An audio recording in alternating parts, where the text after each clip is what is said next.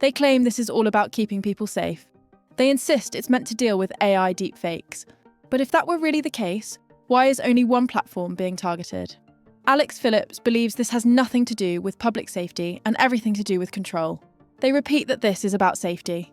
They repeat that it's about stopping AI deepfakes. Yet the question remains, if that's true, why is just one platform facing pressure?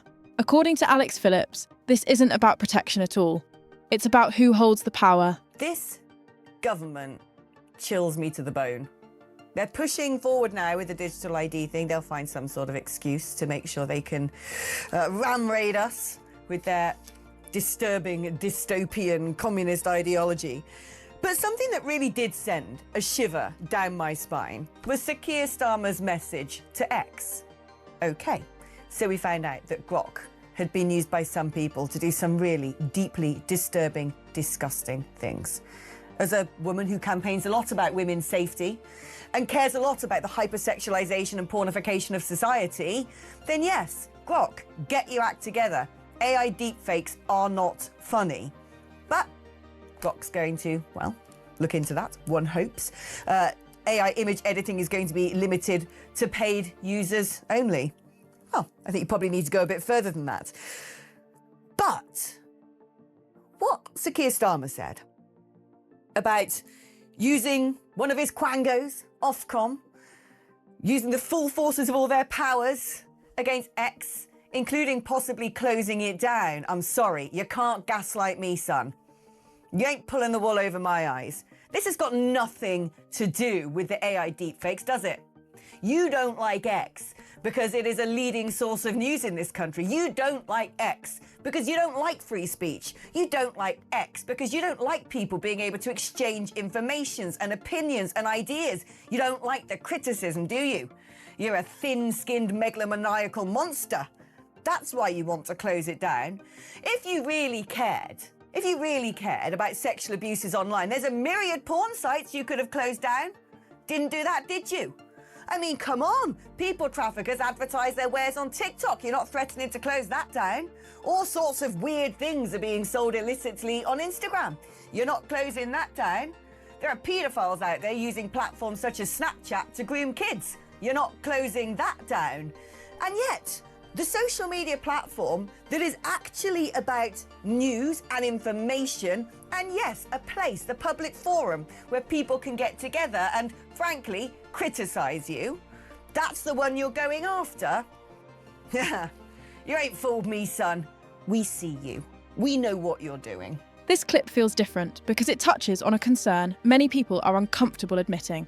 It's not a fear of technology. It's not a fear of social media. It's the fear of who gets to decide what is allowed to exist online.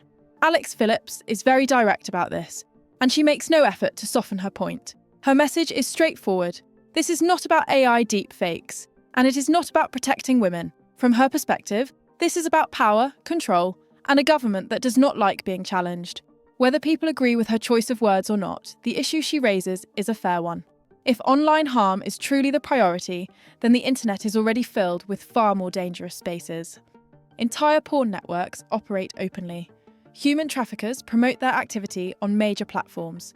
Grooming cases linked to social media have been widely reported and documented. Yet the platform now facing threats of regulation, heavy fines, or even shutdown is the one most closely tied to news, politics, and dissent. That inconsistency is difficult to overlook. Alex presents this not as an isolated response, but as part of a broader pattern. Digital ID proposals, growing regulatory agencies, and wide-ranging safety powers defined in vague terms. Each individual step may sound sensible on its own, but taken together, they begin to resemble a system built not for protection, but for monitoring and pressure. This is where the clip moves beyond Alex Phillips herself. Once a government sets the example that it can pressure a platform into compliance, not because of crime, but because of tone or content control, the meaning of harm becomes open to interpretation. And that flexibility is what makes this issue much larger than one person or one platform. Today it's AI images. Tomorrow it could be labelled misinformation. Next week it could be dissent itself. The accusation that Starmer is uncomfortable with free speech is not intended as an insult. It is meant as a warning. a warning that criticism, scrutiny, and open debate are being redefined as threats instead of essential parts of a healthy democracy. You don't have to believe there is some sweeping dystopian plan in motion to feel uneasy about that direction. What makes this clip truly unsettling isn't the anger behind it, but the selectivity. When rules are enforced only when it suits political interests, trust begins to erode. And once that trust is gone, people naturally start to assume the worst. That is why statements like this connect with so many people. Not because everyone agrees with Alex Phillips, but because many recognise the pattern she is pointing to. A widening divide between those who hold power and those who feel controlled by it. This is not a defence of X. It isn't even a defence of Alex Phillips herself. It is a question aimed directly at authority. Who holds those in power accountable? Who decides when speech crosses the line? And once that boundary is moved, history shows it is extremely difficult to put it back where it was.